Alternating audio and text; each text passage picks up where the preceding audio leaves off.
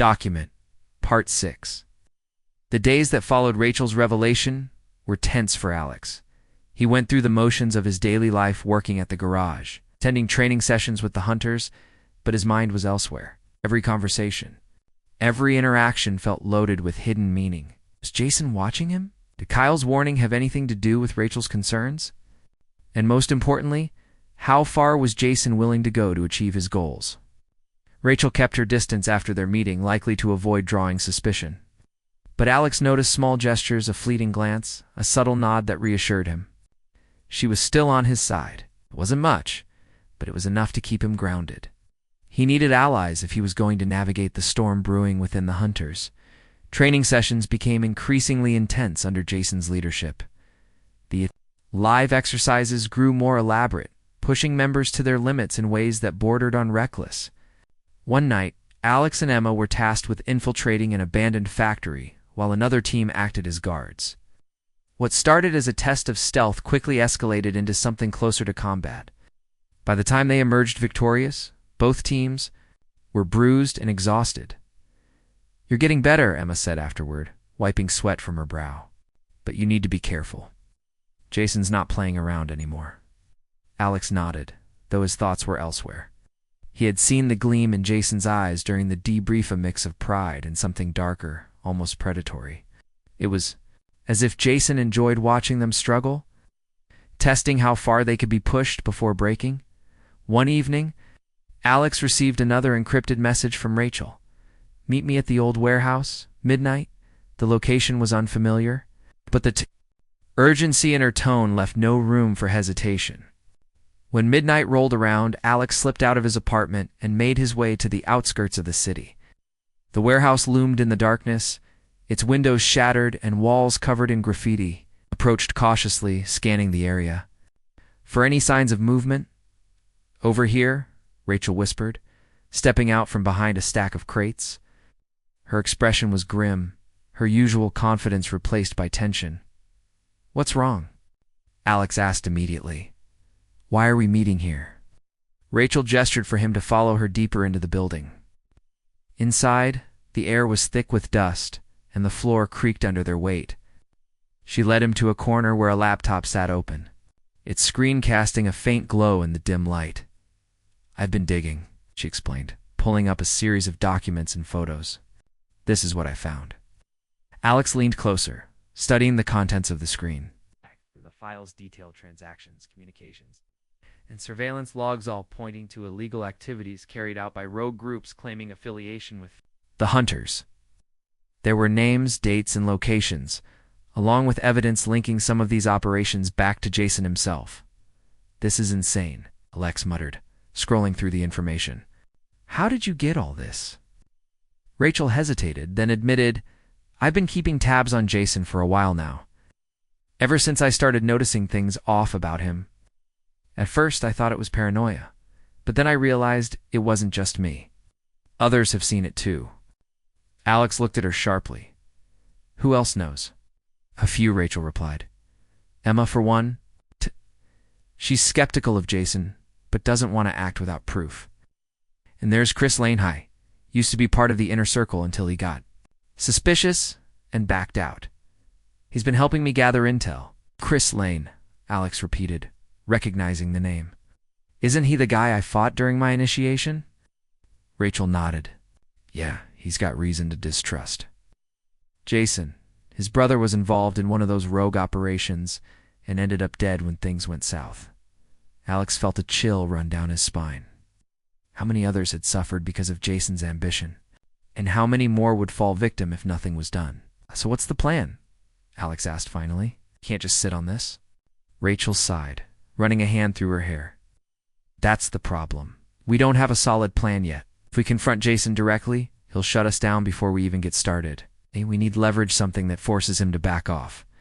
Without escalating things further." Alex frowned, thinking hard. "What about the others? Can we trust them to stand with us?" "Some of them, maybe," Rachel admitted, "but not everyone. A lot of people are loyal to Jason, either because they believe in him or because they're scared of what happens if they cross him." Alex clenched his fists, frustration bubbling inside him. They were outnumbered, outgunned, and dangerously exposed. But giving up wasn't an option, not when so much was at stake. The next day, Alex returned to the underground chamber for another training session. As always, Jason greeted them with his trademark intensity. Outlining the night's exercise, high-stakes chase through the city streets, Alex listened carefully, noting the locations Jason mentioned. Something about them felt familiar, like places he'd seen in the files Rachel had shown him. When the group dispersed to prepare, Alex pulled Emma aside.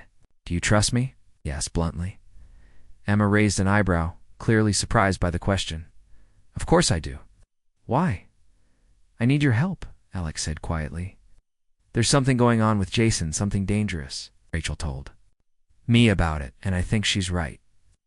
For a moment, Emma just stared at him, weighing his words. Then she nodded slowly. "I figured as much," she admitted. "I've seen the cracks myself." "What do you need me to do?" Alex explained Rachel's findings and their lack of a clear plan. "If we can prove what Jason's doing, maybe we can turn the others against him," he suggested.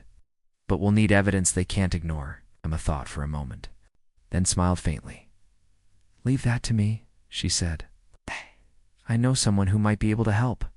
Later that night, during the exercise, Alex and Emma worked together seamlessly, tracking their target through the maze-like streets.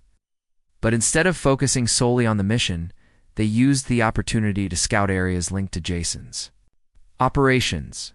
Sure enough, they stumbled upon a cache of weapons and surveillance equipment hidden in an old industrial complex. "This has to be it," Alex whispered, staring at the stash. "Proof of what he's planning," Emma nodded, pulling out her phone to document everything. "We'll take this to the others tomorrow," she said. "With this kind of evidence, we might actually have a shot." As they slipped away unnoticed, Alex felt a flicker of hope. For the first time in days, it seemed like they had a real chance to stop Jason before it was too late. Back at the chamber, Jason congratulated the group on a successful exercise, his praise laced with thinly veiled arrogance. Alex forced a smile, pretending everything was normal. Inside, however, his mind raced. Tomorrow would bring confrontation, possibly danger. But for now, he allowed himself a moment of quiet satisfaction, unbeknownst to Alex and his allies. Jason wasn't oblivious to their movements. Hidden cameras recorded their discovery of the cache, feeding live footage to a secure monitor in Jason's private quarters. As he watched, a cold smile spread across his face. "They think they're clever," he murmured to himself, sipping a glass of whiskey. "But they have no idea what they're walking into." Jason reached for his phone, dialing a number from memory. When the line connected, he spoke in a low, commanding tone. "It's time," he said simply. "Bring them in." On the other end of the line, a voice responded with equal authority. "Consider it done." As the call ended, Jason leaned back in his chair, his expression unreadable. Whatever happened next, he was ready. And anyone who stood in his way would regret it in the shadows of the city. Forces aligned, preparing for a clash that would determine the future of the Hunters and, perhaps, humanity itself. Alex, Rachel, and their allies knew the risks, but they also knew there was no turning back. The game had changed, and the stakes had never been higher. Whatever lay ahead, they would face it together. Document. Part 5. The weeks passed quickly for Alex, each day blending into the next as he immersed himself in the world of the Hunters. Training became his life, early mornings spent running through the city streets, afternoons dedicated to honing combat skills, and nights filled with live exercises that tested his ability to think on his feet. He was learning faster than anyone had expected, including himself. What had once felt foreign and overwhelming now came naturally, as if his body and mind were finally working together in harmony. Rachel remained a constant presence during this time, guiding him through the more complex aspects of their operations. She taught him how to read subtle signs, a broken twig here, a faint scent there that revealed the movements of others. She showed him how to blend into shadows, how to move without making a sound, and how to anticipate an opponent's next move. Though her teaching style was strict, almost clinical, Alex sensed a deeper layer of care beneath it. She wanted him to succeed, not just for himself, but for the group as a whole. Jason, too, kept a close eye on Alex's progress. The leader of the hunters seemed pleased with what he saw, often praising Alex's quick thinking and adaptability. But there was something else in Jason's gaze, something harder to define. It wasn't distrust exactly, but rather a cautious watchfulness, as if he were waiting for Alex to slip up, to reveal some hidden flaw. Despite these pressures, Alex thrived. For the first time in his life, he felt like he had purpose. Every challenge he faced, every skill he mastered, brought him closer to understanding not just who he was, but what he could become. And yet, even as he embraced this new identity, questions lingered at the edges of his mind. Who were the hunters, really? What did they stand for beyond testing limits and surviving challenges? And why did Jason insist on such rigid control over every aspect of their lives? One evening, after a particularly grueling training session, Alex found himself sitting alone in the underground chamber. The others had dispersed, heading home or grabbing food before returning to their routines. He stayed behind, staring at the maps pinned to the walls and the equipment scattered across the tables. Something about the setup felt off, not wrong exactly, but incomplete, as if there were pieces missing from the puzzle. "Still thinking about the mission?" Emma asked, startling him. She stood in the doorway holding 2 bottles of water. "Here," she said, tossing one to him. "You look like you need it." Alex caught the bottle and smiled gratefully. "Thanks. And yeah, I guess I am. Just trying to figure out what we're really doing here." Emma settled onto a nearby chair, crossing her legs casually. "Do you mean?" Alex hesitated, unsure how much to say. "We talk about instincts and survival. About pushing our limits and becoming stronger. But is that all there is to it? Or is there something bigger going on?" Emma tilted her head, considering the question. "It depends on how you look at it," she replied.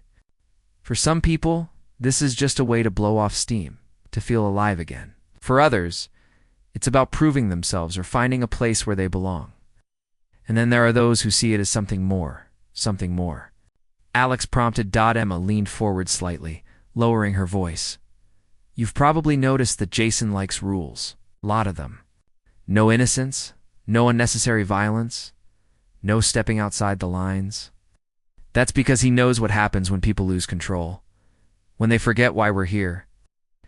Alex nodded slowly, though her words only deepened his confusion.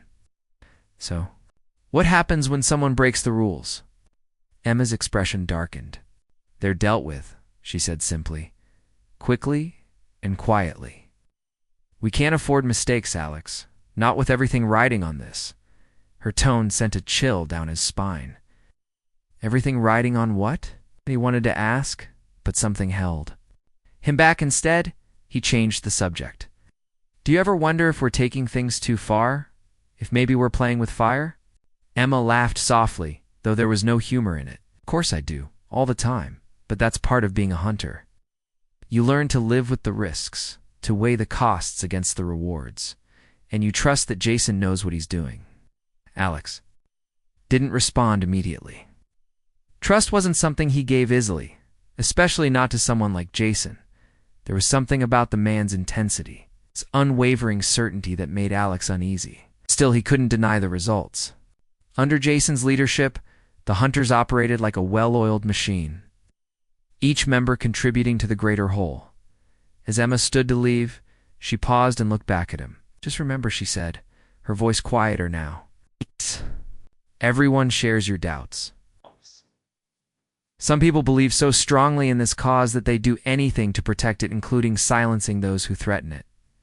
The warning lingered in Alex's mind long after she was gone. Silencing threats. Is that what happened to anyone who questioned Jason's authority? And if so, where did that leave him?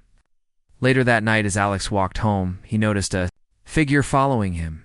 First, he thought it might be Rachel, checking up on him after another late-night session. But when he glanced over his shoulder, the person ducked into an alley, disappearing from view. His heart rate quickened, adrenaline surging through his veins. Instinctively, he reached for the small pocket knife Rachel had given him during one of their earlier lessons. The streets were mostly empty, the city quiet except for the occasional hum of a passing car. Alex slowed his pace, scanning the shadows for any sign of movement. He turned onto a side street, deliberately choosing a narrower path to draw out whoever was tailing him. Sure enough, footsteps echoed behind him, growing louder with each step.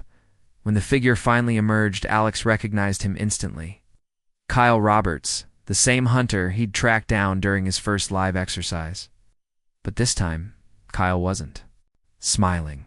His expression was hard, his eyes cold and calculating. "You shouldn't have come tonight," Kyle said, his voice low and menacing. "This isn't a game anymore." Alex tightened his grip on the knife, his pulse racing. "Ow. Are you talking about?" he demanded. "Why are you following me?" Kyle ignored the question, stepping closer. "Jason's got plans," he said cryptically. "Big ones. We're either with us or against us. There's no middle ground." Against his better judgment, Alex took a step back. "I don't know what you're talking about," he repeated. "But if you've got a problem with me, let's settle it right now." Kyle smirked, shaking his head. "Not here. Not yet." With that, he turned and disappeared into the darkness, leaving Alex alone in the deserted street. Back at his apartment, Alex paced nervously, replaying the encounter in his mind. What had Kyle meant by big plans? And why had he singled Alex out? None of it made sense. But one thing was clear. Whatever was happening within the hunter's ranks, it went far beyond simple training exercises and live hunts. His phone buzzed suddenly, startling him. It was a message from Rachel. "Meet me tomorrow. Early. Same place." Alex stared at the screen, his unease growing. Whatever Rachel wanted to tell him, it couldn't wait, which meant it was serious. It's very serious. The next morning, Alex arrived. At the old train station before sunrise, Rachel was already there, standing near the entrance with her arms crossed. Her expression was grim, her usual calm demeanor replaced by tension. "You're early," she said, nodding toward him. "Good. What's going on?" Alex asked, getting straight to the point. "Why did you call me here?" Rachel hesitated, glancing around to ensure they were alone. Then she led him inside, descending the stairs to the underground chamber. Once there, she closed the heavy steel door behind them, sealing them off from the outside world. "There's something you need to know," she began, her voice barely above a whisper. "About Jason, about the hunters." Alex listened intently as Rachel explained everything: the rumors of rogue groups operating outside the established rules, targeting civilians for sport, the whispers of corruption and betrayal within their ranks, and most importantly, Jason's growing obsession with power. According to Rachel, he wasn't content with simply training hunters anymore. He wanted to reshape society, to create a world governed by strength and dominance rather than laws and morality. "And you're telling me this because—" Alex trailed off, letting the implication hang in the air. "Because I trust you," Rachel replied firmly, "and because I need your help. If we don't stop him, innocent people will get hurt, maybe even die." Alex felt a wave of conflicting emotions: fear, anger, determination, all crashing over him at once. This wasn't what he'd signed up for. He'd joined the hunters to test his limits, to explore the hidden depths of his own nature, not to become embroiled in a power struggle that threatened to destroy everything they'd built. "What do you want me to do?" he asked finally, his voice steady despite the turmoil inside him. Rachel placed a hand on his shoulder, her gaze unwavering. "Be ready," she said simply. "Things are going to change soon. When they do, we'll need all the allies we can get." As Alex left the chamber and stepped back into the light of day, he couldn't shake the feeling that he was walking into a storm. Somewhere in the distance, thunder rumbled softly, signaling the approach of rain. The city around him buzzed with its usual energy, oblivious to the chaos brewing beneath its surface. Whatever lay ahead, Alex knew one thing for certain: he couldn't turn back now. Document. Part for the days that followed Alex's decision to join the hunters were a whirlwind of activity. Training sessions began almost immediately, each one pushing him further than the last. Jason and Rachel took turns guiding him through exercises designed to sharpen his instincts, test his endurance, and refine his combat skills. The underground chamber beneath the old train station became his second home. Its dim lighting and echoing walls a stark contrast to the bright, noisy world above. At first, Alex struggled. His body was unaccustomed to the physical demands placed upon it, and his mind often lagged behind, overwhelmed by the sheer intensity of the drills. But with each passing day, he grew stronger, faster, more focused. It wasn't just muscle memory. Developing it was something deeper, primal.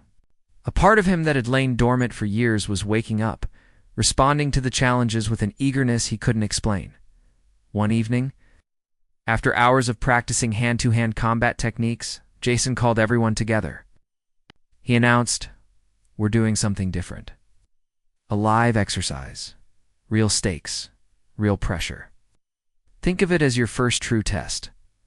Alex felt a jolt of nervous energy shoot through him. Live exercises? He hadn't expected this so soon. "Kind of exercise?" he asked, glancing at Rachel for reassurance. Jason smirked. "A hunt," he replied simply. "You'll be paired with another member, someone experienced and tasked with tracking down a target. The goal isn't to harm them, it's to outsmart them. Prove you can think on your feet, adapt to changing situations, and work as part of a team." Emma stepped forward, her calm demeanor unchanged. "I'll take Alex," she volunteered. "He's ready." Rachel nodded in agreement, though her eyes lingered on Alex for a moment longer than necessary.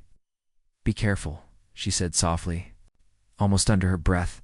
Emma led Alex to a corner of the room where maps and equipment lay spread out on a table. She explained the details of the exercise. Their target would be another hunter named Kyle Roberts, a wiry young man known for his speed and agility. He'd been given a head start and instructions to evade capture for as long as possible. If Alex and Emma succeeded in finding him before sunrise, they'd pass the test. If not, they'd have to try again another night. "Remember," Emma emphasized, "this isn't about brute force. It's about strategy. Pay attention to your surroundings, anticipate his moves, and trust your instincts." Alex nodded, trying to steady his nerves. "Got it." The city above was eerily quiet as they set out. Streetlights cast long shadows. Across empty sidewalks and the hum of distant traffic provided a constant but distant backdrop. Emma moved with practiced ease, her steps silent and deliberate. Alex followed closely, mimicking her movements as best he could. They started near the train station, searching for any signs of Kyle's passage. At first there was nothing. No footprints, no discarded items, no indication of which direction he might have gone. But then Emma crouched low, pointing to a faint scuff mark on the pavement. "He went this way," she whispered, her voice barely audible. "How can you tell?" Alex asked, genuinely curious.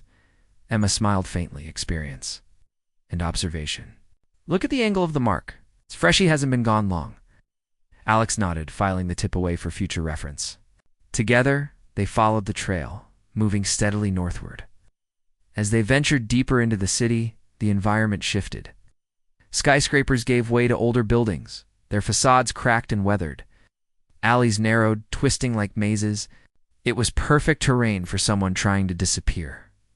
Hours passed, and still they found no trace of Kyle. Frustration began to creep in, gnawing at Alex's confidence. What if they failed? Would that mean he wasn't cut out for this life? After all, as if sensing his doubt, Emma stopped abruptly and turned to face him. "Don't overthink it," she advised. "Sometimes the best thing you can do is let go of logic and listen to your gut." "Where would you go if you were him?" Alex closed his eyes, letting the question sink in. He imagined himself in Kyle's position, fast, clever, determined to stay hidden. Where would he hide? Somewhere high, maybe? Somewhere with a good view of the area, where he could spot pursuers before they got too close. "There," Alex said suddenly, opening his eyes and pointing toward a nearby rooftop. "Up there?" Emma raised an eyebrow, clearly impressed. "Good call," she said. "Let's check it out." They scaled a fire escape quietly, their movements synchronized despite never having worked together before. When they reached the top, they spotted Kyle instantly. He was perched near the edge of the roof, scanning the streets below with binoculars. For a moment, Alex wondered how they'd approach without being seen. Then Emma gestured for him too. Stay put while she circled around to flank Kyle from the opposite side. Alex watched as Emma disappeared behind a ventilation shaft, her silhouette blending seamlessly with the darkness.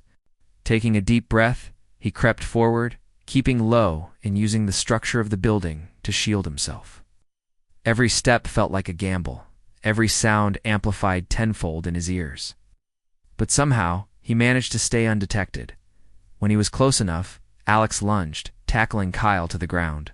The younger man struggled briefly, surprised by the sudden attack, but quickly realized resistance was futile.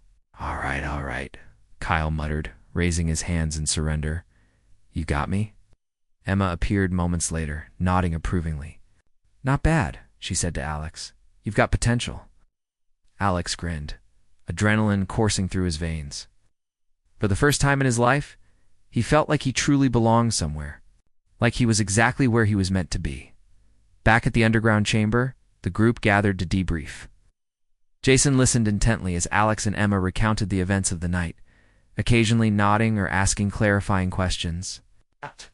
They finished. He clapped his hands together, satisfied smile spreading across his face. Well done, he said, addressing Alex directly.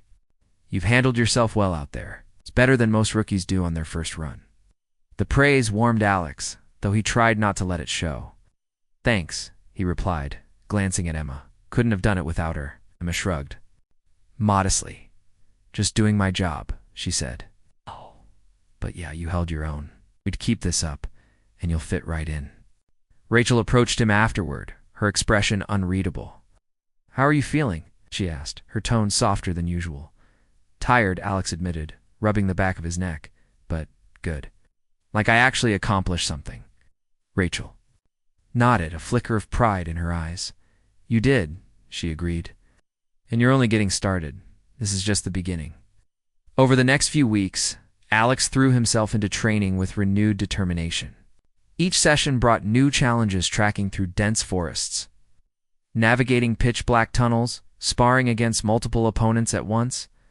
Slowly but surely, he began to find his rhythm. Learning to trust both his instincts and his teammates, Mia noticed the change in him immediately. Gone was the restless, distracted man who had wandered aimlessly through the city. In his place stood someone focused, driven, and oddly content. Though she still worried about him, Mia couldn't deny that he seemed happier than he had in years. You're different, she observed one evening, as they shared coffee at a small cafe. More grounded, I guess? Alex smiled, knowing she was right. I feel like I'm finally figuring things out, he admitted. Like I found my place. Mia studied him for a moment, searching for any sign of hesitation or doubt. Finding none, she nodded slowly. Just don't forget who you are, okay? No matter what happens, don't lose sight of that. I won't, Alex promised, meaning every word. Unbeknownst to Alex, however, not everything within the hunter's ranks was as it seemed. Beneath the surface of camaraderie and shared purpose lurked whispers of dissent. Some members questioned Jason's leadership, accusing him of becoming too rigid, too obsessed with control. Others hinted at darker truth secrets, hidden even from newcomers like Alex. For now, these tensions remained buried, overshadowed by the thrill of discovery and the bonds forged through shared experiences. But cracks were forming, thin lines. A fracture that threatened to shatter the fragile balance holding the group together as Alex continued to grow. Embracing his role as a hunter, he remained blissfully unaware of the storm brewing on the horizon. All he knew was the rush of the chase, the satisfaction of survival, and the sense of belonging he'd spent his entire life searching for, in the shadows of the city. Forces greater than any individual stirred, drawn to the awakening of something, ancient and powerful. And though Alex remained oblivious to their presence, he felt their pull, a quiet hum beneath the surface, urging him forward. Whatever lay ahead, he was ready. Document. Part 3. The days that followed were strange for Alex. He went through the motions of his daily routine, fixing cars, chatting with customers, eating meals alone in his apartment, but his mind was elsewhere.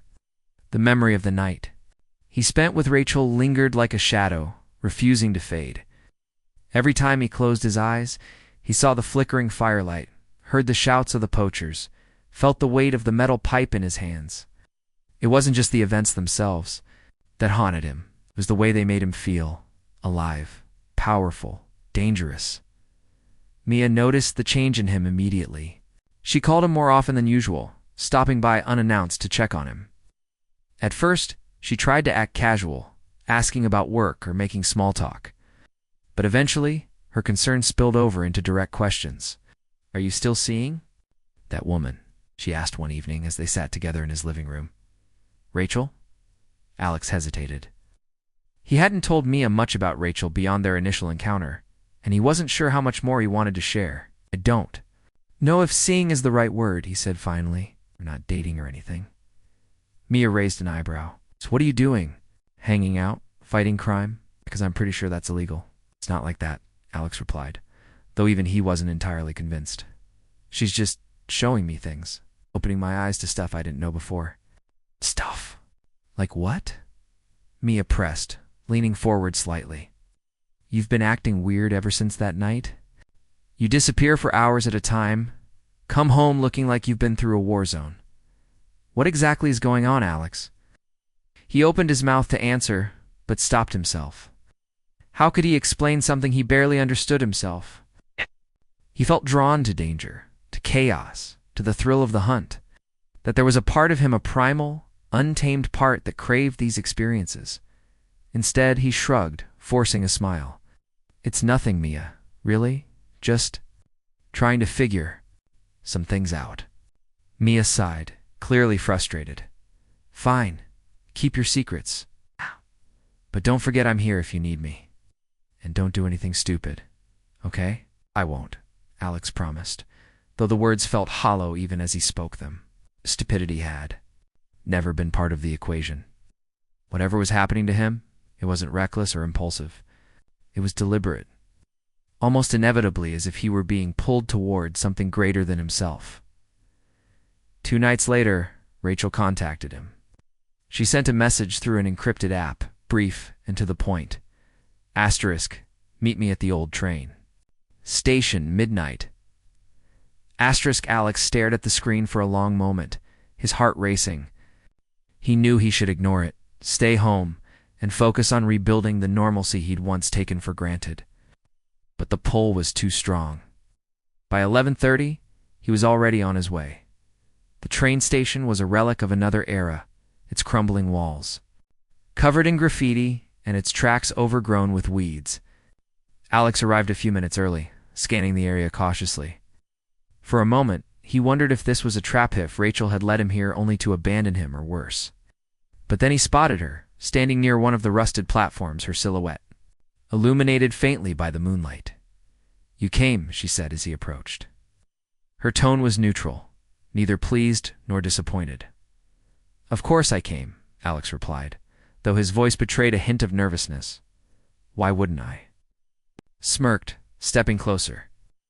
"Most people wouldn't. They'd be too scared, too cautious. But not you. You're curious. You want answers." Alex nodded slowly. "Yeah, I do." "Good," Rachel said, her expression softening slightly. "Because tonight, you're going to get them." Without waiting for a response, she turned and began walking deeper into the station. Alex followed, his footsteps echoing softly against the decaying walls. They moved in silence for several minutes, weaving through empty corridors and abandoned rooms until they reached a heavy steel door.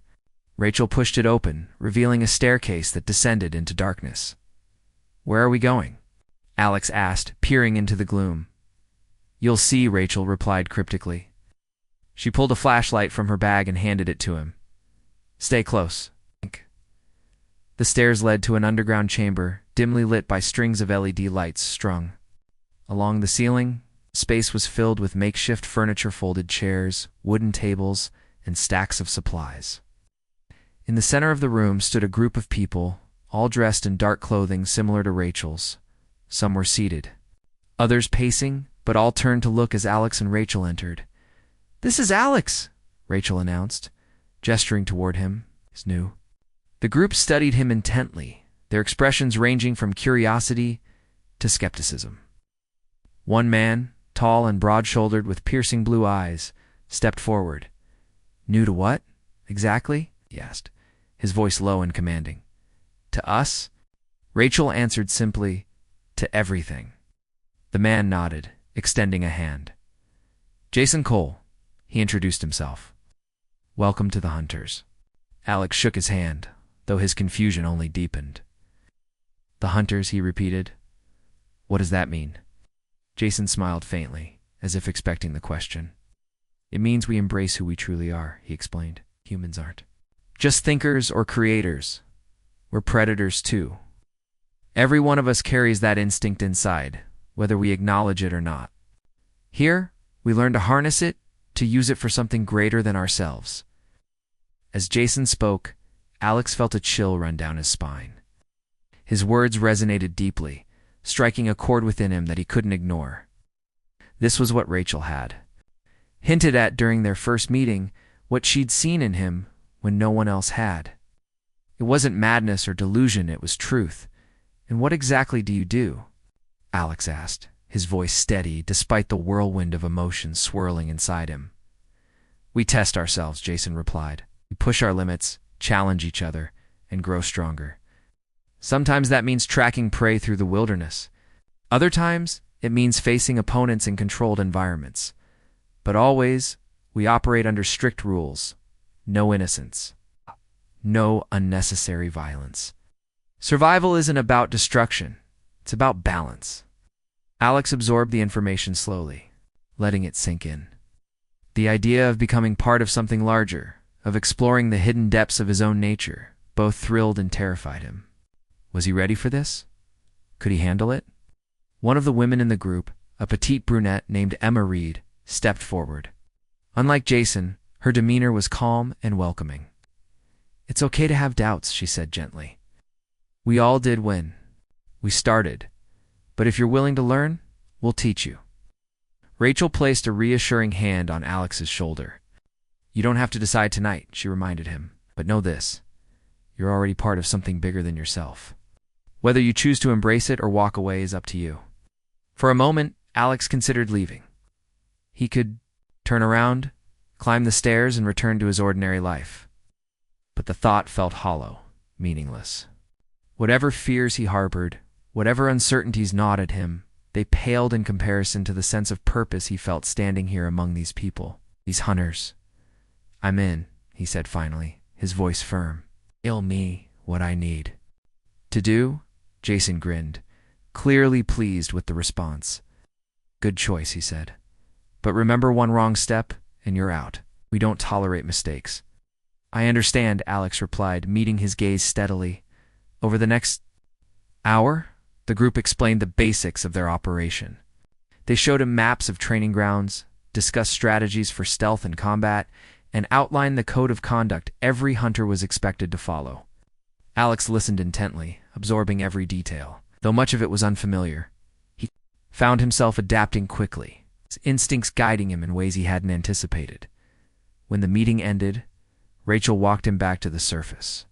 The air outside was cool and crisp, carrying the faint scent of rain. "How are you feeling?"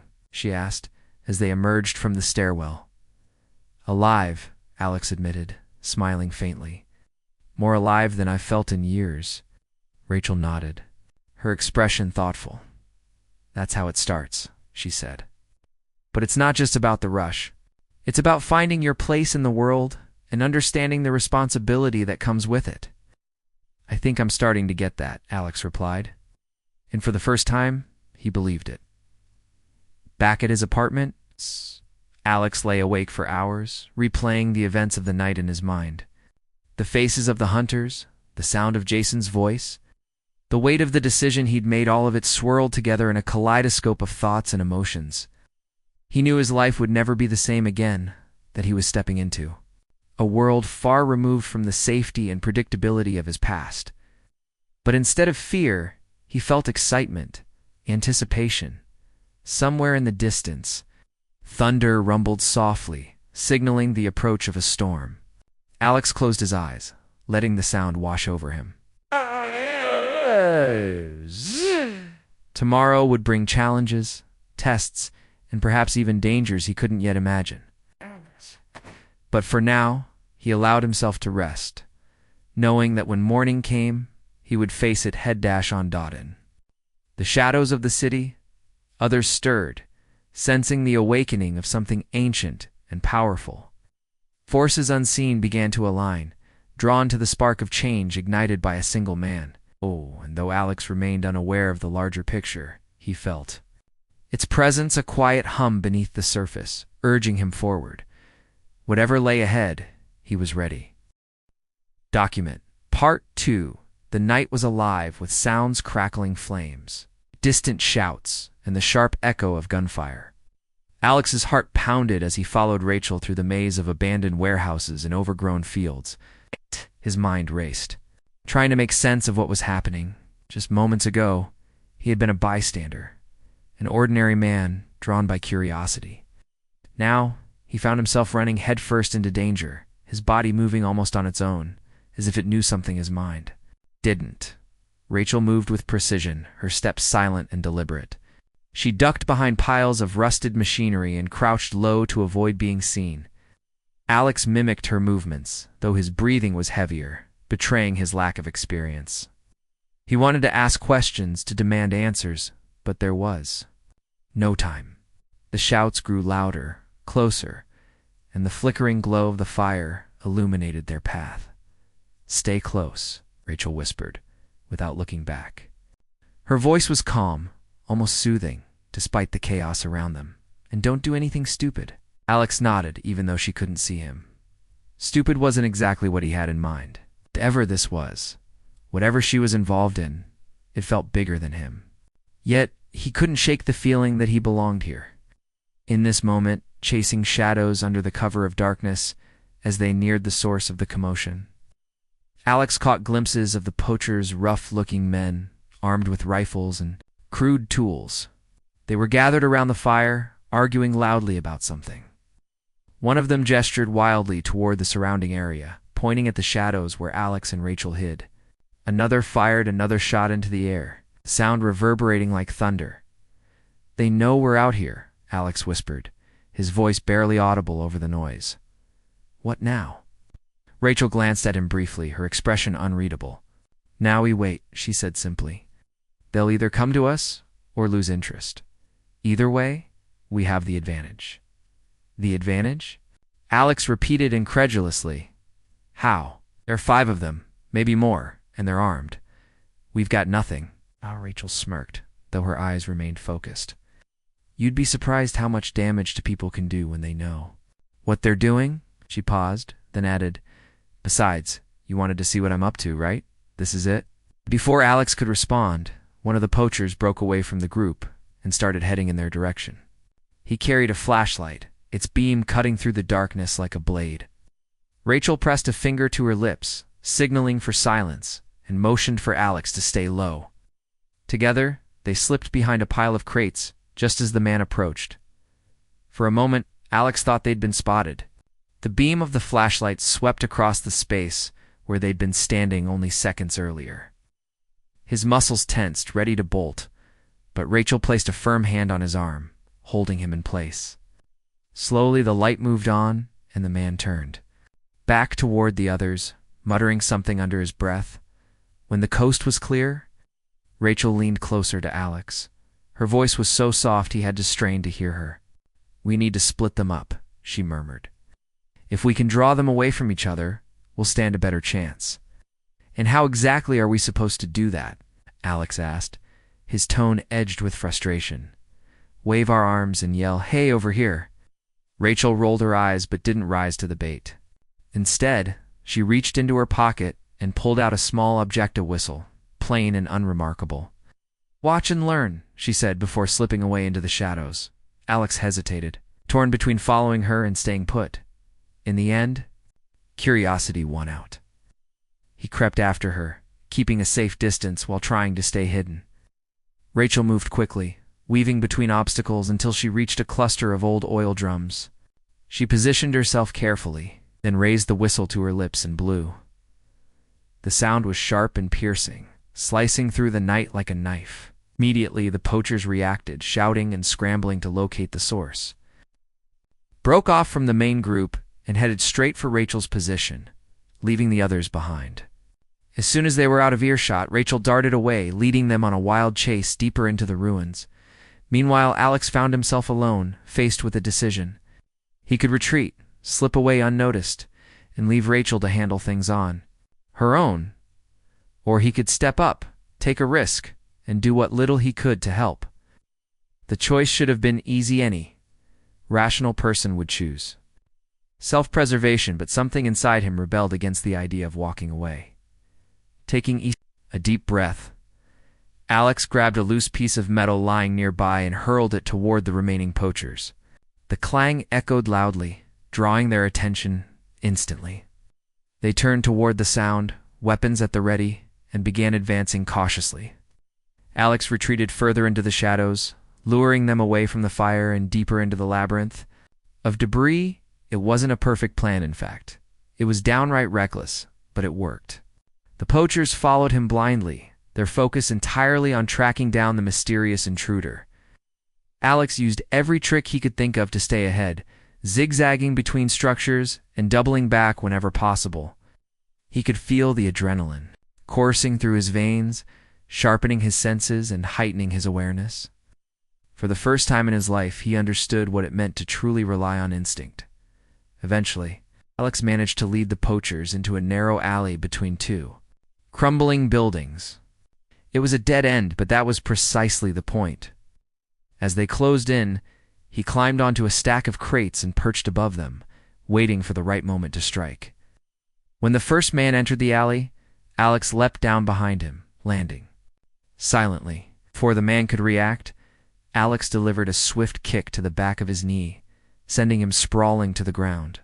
The second man spun around, raising his weapon, but Alex was faster. Grabbing a length of pipe from the ground, he swung it with all his might, striking the man square in the temple. Both poachers collapsed, unconscious. Breathing heavily, Alex stood over them, his chest heaving with exertion. He felt a strange mix of emotions, pride, fear, exhilaration, all swirling together in a chaotic storm. What had just happened? Had he really taken down two armed men single-handedly? It seemed impossible. Yet here he was, standing victorious. In the aftermath, before he could process it further, Rachel appeared at the entrance to the alley. She looked him over quickly, noting the makeshift weapon in his hand and the bodies lying at his feet. A flicker of surprise crossed her face, but it was quickly replaced by approval. "Not bad," she said, nodding. "Looks like you've got potential after all." Alex let out a shaky laugh. "Potential for what? Getting myself killed?" Rachel grinned, though her expression remained serious. "For surviving," she corrected, "and thriving. You've got instincts, Alex, strong. Ones most people wouldn't have lasted 5 minutes out here." He shook his head, still struggling to believe what had just transpired. "I don't understand any of this," he admitted. "Why are you doing this? And why did I just do that?" Stepped closer, her gaze steady. "Because deep down you're wired for it," she said simply. "Humans aren't just builders and thinkers. We're hunters too. It's in our DNA, buried beneath layers of civilization and rules. Some of us remember that. Some of us embrace it." Her words resonated with Alex in a way he couldn't fully explain. All those nights spent wandering the city, all those restless urges he'd tried to ignore, they suddenly made sense. Maybe Rachel was right. Maybe there was more to humanity than met the eye. "What happens now?" he asked finally, his voice quieter. Rachel tilted her head, considering. "Now, we finish what we started," she replied. "Those poachers won't stay down forever. We need to tie them up, gather evidence, and get out of here before reinforcements arrive." Together, they worked quickly, using strips of fabric torn from the poachers' clothes to bind their hands and feet. Rachel snapped photos of the scene with her phone, documenting everything meticulously. Once they were satisfied, she led Alex back to the edge of the industrial zone, where the city lights glimmered faintly in the distance. "You handled yourself well tonight," Rachel said as they walked. "Better than most people would have." "Thanks, I guess," Alex muttered, still processing everything. but I'm not sure I'm cut out for this kind of thing. Rachel stopped and turned to face him. You don't have to decide tonight, she said gently. But if you're interested, there's more where that came from. People like us were not alone. There's a whole world out there waiting for you to discover it. Her words lingered in Alex's mind long after they parted ways. Made his way home, the city seemed different, somehow brighter, sharper, full of possibilities he'd never noticed before. For the first time in years, he felt alive in a way that went beyond mere existence. Whatever lay ahead, whatever challenges awaited him, he knew one thing for certain: he couldn't go back to the way things were. When Alex arrived at his apartment, Mia was waiting for him. She sat on the couch, arms crossed, her expression a mixture of worry and anger. "Where the hell have you been?" she demanded as soon as he walked in. "I've been calling you nonstop." "I'm fine," Alex assured her, though his disheveled appearance told a different story. "Just got caught up in something." Mia studied him closely, taking in the dirt smudged on his face and the scratches on his arms. "Caught up in what, X?" Document. Part 1. The city of New Haven was a place where the future met the present. A sprawling jungle of steel and glass that never slept. Neon lights flickered across damp streets, casting shadows that danced like restless spirits. Holographic. Billboards hovered above towering skyscrapers, advertising products no one truly needed, but everyone seemed to want. The air buzzed with energy cars zipped through elevated highways. Drones darted between buildings, delivering packages, and people moved in endless streams, their faces illuminated by the glow of handheld devices. It was a world of progress, technology, and noise. But beneath the surface, something ancient stirred. Alex Carter lived an ordinary life in this extraordinary city. He was 28 years old, tall and lean, with short brown hair and eyes that always seemed to be searching for something he couldn't quite name. By day, Alex worked at a small auto repair shop on the edge of downtown. His hands were calloused from years of turning wrenches, fixing engines, and replacing parts. Customers liked him because he was honest, charging only what was fair and explaining repairs in simple terms they could understand. To most people, Alex was just another face in the crowd, someone who blended into the background without making waves. But there was more to Alex than anyone knew. At night, when the shop closed and the streets emptied, he felt a pull of quiet, insistent whisper urging him to step outside. It wasn't boredom or restlessness that drove him. It was something deeper, primal. Sometimes he would walk for hours, his feet carrying him to parts of the city even he didn't recognize. Other times he found himself standing in dark alleys or abandoned lots, staring into the shadows as if waiting for something or someone to emerge. Mia Lopez had known Alex since childhood. They grew up together in a cramped apartment building on the south side of the city, sharing scraped knees and stolen snacks. Now in her late 20s, Mia worked as a nurse at a nearby hospital, tending to patients with a mix of professionalism and kindness. She had sharp features, dark curly hair, and a laugh that could light up a room. Despite their different paths, in life, Mia and Alex remained close friends, meeting for coffee every few weeks to catch up. Lately, though, Mia had noticed a change in Alex. He seemed distracted, distant, as if part of him wasn't really there. When she asked him about it, he shrugged it off, saying work had been stressful or that he hadn't been sleeping well. But Mia wasn't convinced. There was something in his eyes, a flicker of hunger maybe, or fear that made her uneasy. Still, she didn't push too hard. After all, everyone had secrets, right? One evening, after finishing a long shift at the hospital, Mia decided to stop by Alex's apartment unannounced. She brought takeout greasy burgers and fries and knocked on his door. When he opened it, she saw immediately that something was wrong. His clothes were rumpled, his hair disheveled, and there was a faint bruise blooming along his jawline. "What happened to your face?" Mia asked, stepping inside without waiting for an invitation. Alex hesitated before answering. "Nothing." "Serious," he said finally, running a hand through his hair. "Just got into a little scuffle last night." "A scuffle?" Mia raised an eyebrow. "You don't get into scuffles, Alex. You fix cars and avoid trouble? What's going on?" Sighed, sinking onto the couch. For a moment, he considered lying, brushing it off with some half-hearted excuse. But Mia wouldn't believe him, and besides, he was tired of pretending everything was fine. So instead, he told her the truth, or at least part of it. I was. Walking home from work, he began, his voice low. It was late, and I took a shortcut through one of those alleys near the train station. I heard shouting and saw this guy trying to rob someone. I don't know why, but I couldn't just stand there and do nothing. Mia listened silently as Alex recounted the events of that night. How he'd stepped forward, surprising both the victim and the attacker. How the mugger had lunged at him, fists swinging wildly, but Alex had reacted instinctively, dodging and striking back with precision. Within moments, the attacker lay unconscious on the ground, and Alex stood over him, breathing hard, his heart pounding in his chest. And then, Mia prompted when Alex paused. And then, he shook his head, struggling to put his feelings into words. I don't know how to explain it. It was like, for the first time in my life, I felt completely alive. Like I was exactly where I was supposed to be, doing exactly what I was meant to do. Mia frowned, unsure how to respond. On one hand, she was proud of Alex for helping someone in need. On the other, the intensity in his voice worried her. This wasn't the same calm, easygoing friend she'd known for years. Something had shifted inside him, and she wasn't sure she liked it. You've been acting weird lately, she said, carefully. Staying out late, coming home with bruises, talking about feeling alive.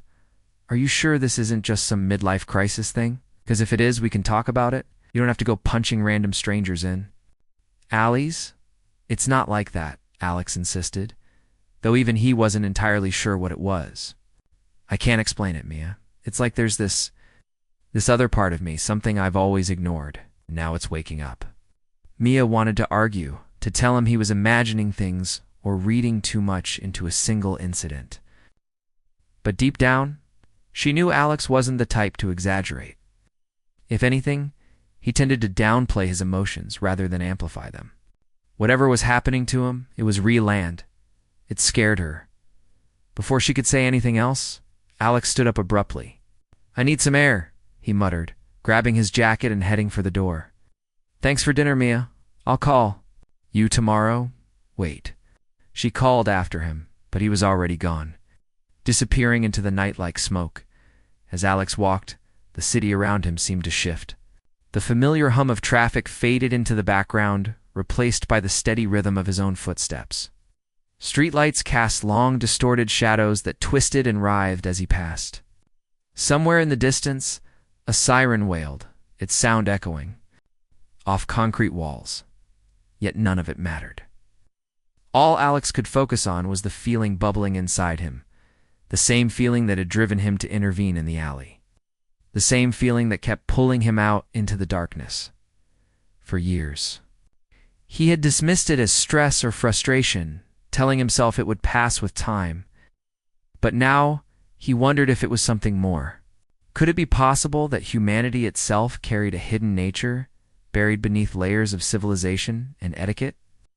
A nature that whispered of strength, dominance, and survival? The thought both thrilled and terrified him. If such a thing existed, what did it mean for him, for everyone? Was it a gift or a curse? And if others felt it too, how did they cope? Lost in thought, Alex barely noticed when he reached the outskirts of the city. Here the buildings grew sparse, giving way. 2 empty fields and crumbling warehouses. The air smelled faintly of rust and decay, and the only sounds were the occasional chirp of crickets and the soft rustle of leaves in the breeze. It was a place forgotten by time, untouched by the relentless march of progress. Suddenly movement caught his Aja figure darting between 2 dilapidated structures. At first, Alex thought it might be an animal, perhaps a stray dog or raccoon. But as he approached cautiously, he realized it was human. A young woman, dressed in dark clothing, crouched low to the ground, her gaze fixed intently on something. Ahead, curiosity overriding caution, Alex stepped closer. Hey, he called softly, not wanting to startle her. Are you okay? The woman turned sharply, her expression wary but not hostile. She studied him for a moment before speaking. Who are you? She demanded, her voice low and steady. "My name's Alex," he replied, holding up his hands to show he meant no harm. "I saw you from the road and thought you might need help." She relaxed slightly, though her eyes remained sharp. "I'm Rachel," she said after a pause. "And I don't need help. Not unless you count keeping idiots like you from getting themselves killed." Bluntness caught Alex off guard, but he couldn't help smiling. "Fair enough," he admitted. "Mind telling me what you're doing out here?"